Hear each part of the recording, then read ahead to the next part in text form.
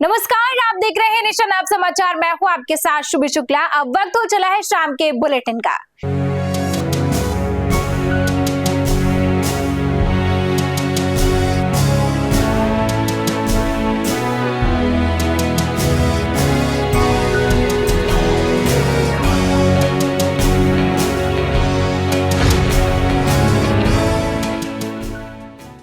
औरैया के सायल थाना क्षेत्र के पूर्वा सिंह गांव में घर के बाहर खाली पड़े जमीन पर जानवर बांधने को लेकर दो पक्षों में विवाद हो गया।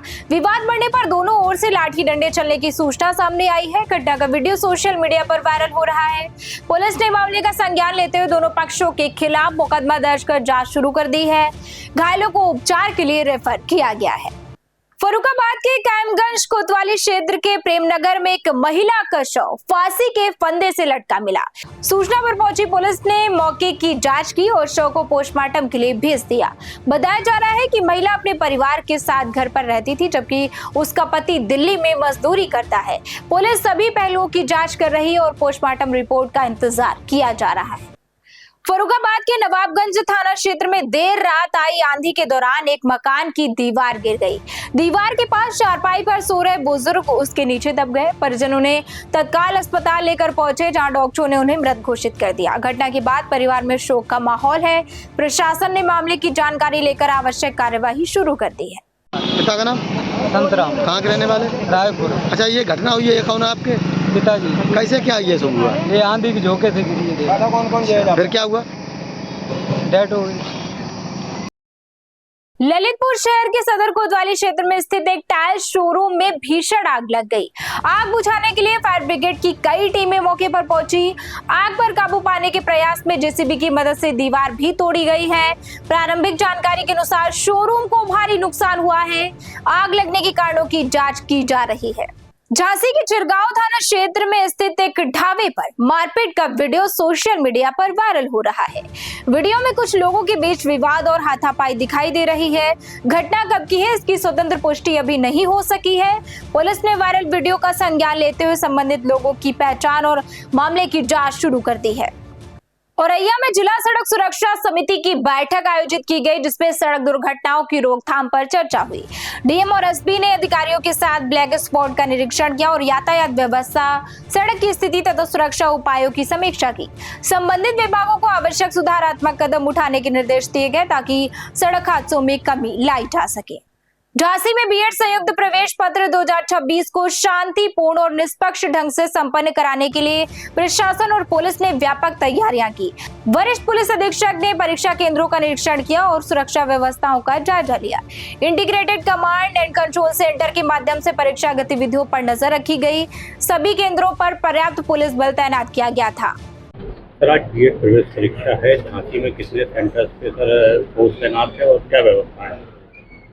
देखिए, आज एक बहुत ही शुभ अवसर पे हम बुंदेलखंड यूनिवर्सिटी के जो इंटीग्रेटेड कमांड कंट्रोल सेंटर है, जो हमारे रियल टाइम सीसीटीवी सर्वेलेंस और उनके बायोमेट्रिक व्यवस्था को देखने आए थे, जिसमें मैं बहुत शुक्रिया अदा व्यक्त करता हूं हमारे वीसी बुंदेलखंड यूनिवर्सिटी को, जिन्होंने इतना हाईटेक व्यवस्था बनाया, जिसमें करीब 72 ज़िले इसमें पूरा कवर्ड है और करीब 1100 सेंटर्स इसमें कवर्ड है। और आज के जो बीएडी एग्ज़ाम है पूरे प्रदेश स्तर पे करीब 4,50,000 पीपल लगभग लिख रहे हैं और उन सभी का रियल टाइम सर्वेलेंस इस इंटीग्रेटेड कमांड कंट्रोल सेंटर से चल रही है।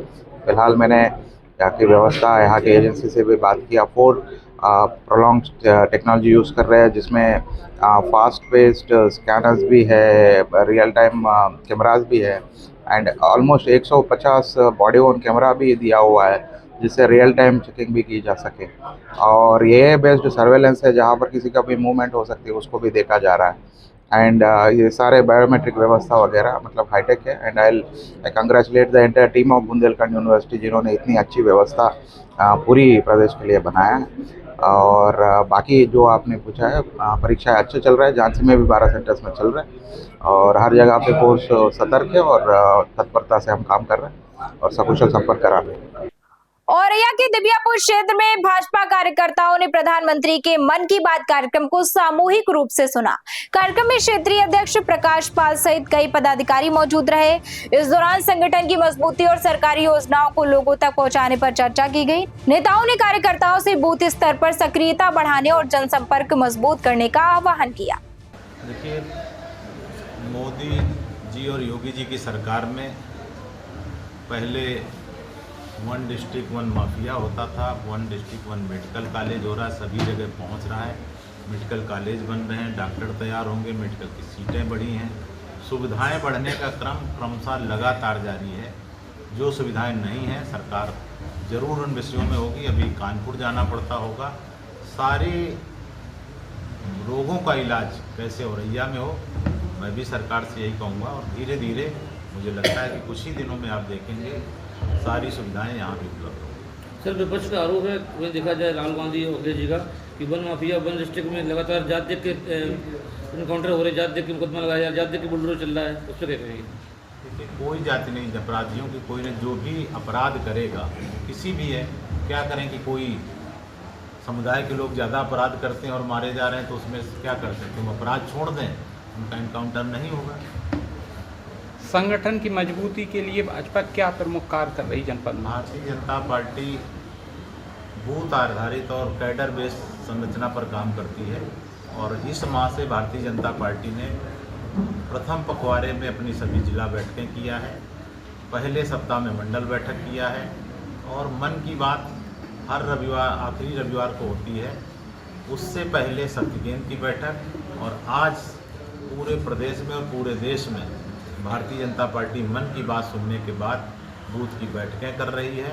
और बूथ आधारित संरचना, क्योंकि बूथ जीता तो चुनाव जीता, युद्ध का मैदान बूथ होता है, इसलिए हम लोग बूथ को अपने मजबूत करने के लिए संगठन आधारित संरचना की। आगामी 2027 के चुनाव में आप लोग जनता के बीच किन मुद्दों को लेकर जाएंगे? सत्तारूढ़ दल जब चुनाव में जाता है तो अपनी उपलब्धियों के सहारे जाता है।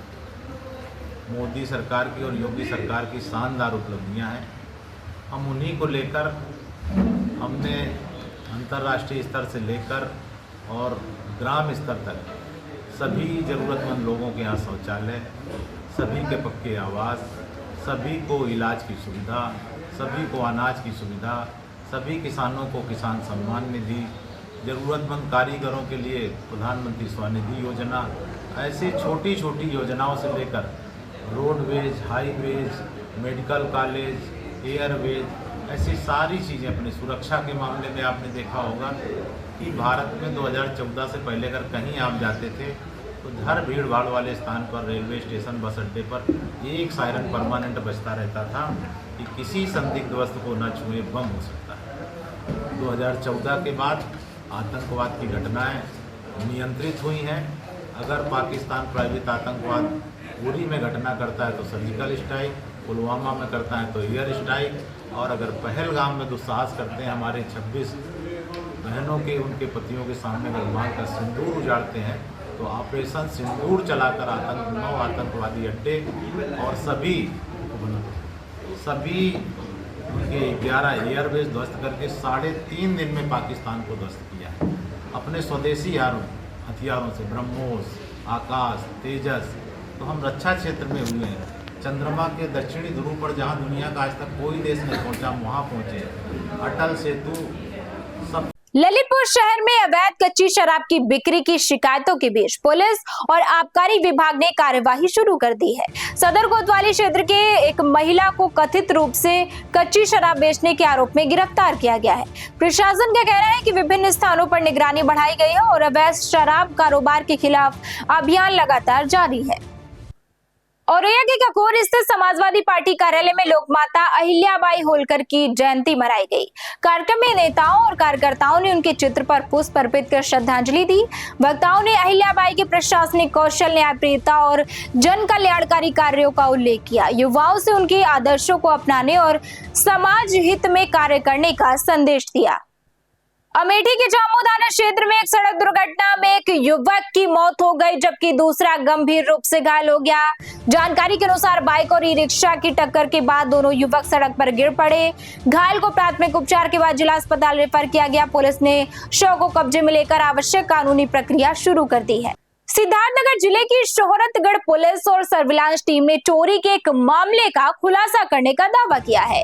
पुलिस ने एक आरोपी को गिरफ्तार कर उसके पास से आभूषण और नकदी बरामद करने की जानकारी दी है। अधिकारियों के अनुसार आरोपी के खिलाफ दर्ज मुकदमे में आगे की कानूनी कार्यवाही की जा रही है। मामले की जानकारी प्रेस वार्ता में साझा की गई है। वरिष्ठ पुलिस अधीक्षक महोदय जनपद सिद्धार्थनगर के निर्देशन में अपराध एवं अपराधियों के विरुद्ध चलाए जा रहे अभियान के क्रम में आज दिनांक 31 मई 2026 को थाना सोहरतगढ़ पर पंजीकृत मुकदमा अपराध संख्या 89/2026 अंतर्गत धारा 305A 331/4 317 जो कि एक चोरी का अभियोग था। इस अभियोग को थाना सोहरतगढ़ पुलिस एवं सर्विलांस टीम द्वारा इसका अनावरण करते हुए एक अभियुक्त को प्रकाश में लाया गया, जिसका नाम अरमान जावेद पुत्र इजहार हुसैन निवासी वार्ड नंबर 14 माँ भारती नगर कस्बा व थाना सोहरतगढ़। इसको प्रकाश में लाते हुए इससे 1 अदद चैन पीली धातु, 2 अदद पायल सफ़ेद धातु, 10 अदद बिछिया सफ़ेद धातु व 5000 रुपये नगद इससे बरामद किए गए। गिरफ्तार अभियुक्त को न्यायिक अभिरक्षा हेतु माननीय न्यायालय के समक्ष प्रस्तुत किया जा रहा है। विधिक कार्यवाही प्रचलित है। कानपुर देहात पहुंचे ज्योतिष पीठ के शंकराचार्य स्वामी अभिमुक्तेश्वरानंद सरस्वती ने गौ संरक्षण के विषय पर अपनी बात रखी।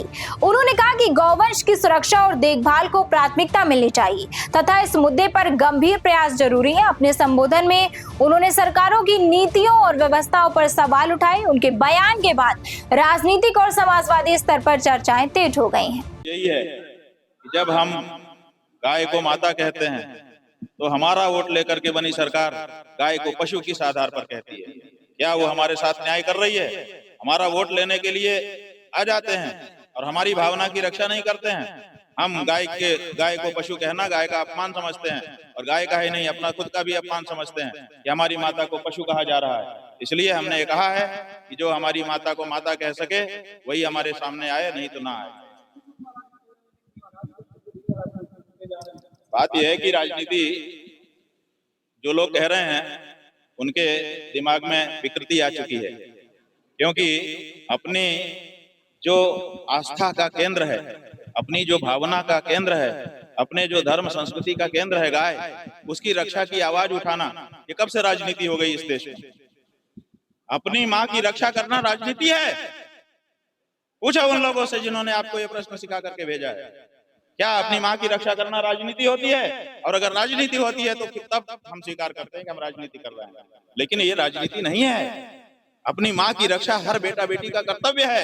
और जब हमारी संस्कृति ने, हमारी सभ्यता ने गाय को माता कहा है, तो ये सरकार है जो हमारा वोट लेकर के बनी हुई है, ये उसको पशु कैसे कह रही है? किस अधिकार से कह रही है? पूछना चाहते हैं हम सैकड़ों करोड़ सनातन धर्मियों की ओर से पूछ रहे हैं। ये बहुत बड़ा आघात हमारे ऊपर डाला गया है। और जब तक सरकारें थी, एक सरकार, दूसरी सरकार, तीसरी सरकार, सबने हमारे साथ ये किया। हमने सबको पीछे हटाया। फिर वो लोग आए जो कहते थे हम तो गाय के ही भक्त हैं, हम तो आप ही के जैसे हैं, हम तो हिंदू हैं। अपने आप को हिंदू हृदय सम्राट कहने वालों के राज्य में भी जब गाय पशु ही रह गई तो क्या हमको आवाज नहीं उठानी पड़ेगी? आप कहते हैं राजनीति कर रहे हैं। अपनी माँ की रक्षा करना राजनीति नहीं है। और अगर ऐसा जो कोई बोल रहा है वो मनुष्य नहीं हो सकता, वो हिंदू तो क्या होगा? यही तो बात है। और इसी नकली हिंदुत्व के विरुद्ध हम आवाज उठा रहे हैं और उसको बचाव नहीं कर पा रहे हैं, इसीलिए हमारे ऊपर ये बात कह रहे हैं।